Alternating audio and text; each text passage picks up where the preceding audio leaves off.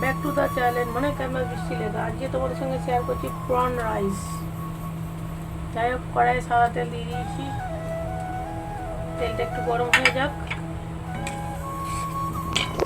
দেখো তেল আমার গরম হয়ে গেছে, এবারে চিংড়ি মাছগুলো একটু ভেজে দেবো। আচ্ছা, এই দেখো এখানে প্রনগুলো তুলে নিয়েছি ভেজে। কড়াইয়ের মধ্যে দেবো এলাচ, লবঙ্গ, দারচিনি, তেজপাতা, জয়িত্রী আর জায়ফল আর গোলমরিচ।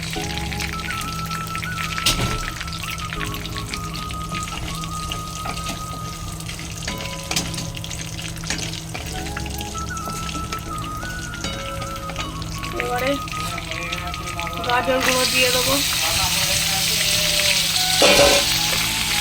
যাই হোক, এতে একটু লবণ দিলাম, গাজরটা দিলাম, গাজরটা দেওয়ার পরে লবণ দিলাম, তাতে গাজরটা তাড়াতাড়ি নরম হয়ে যাবে।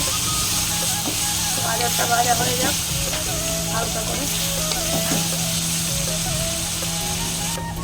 সে দেখো গাজর মোটামুটি অলমোস্ট ভাজা হয়ে গেছে। এবারে দেবো ক্যাপসিকাম।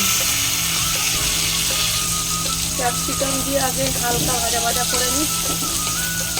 সিম্পল প্রসেসে বানাচ্ছি ভাই, কোনো আবিজাবি দেবো না।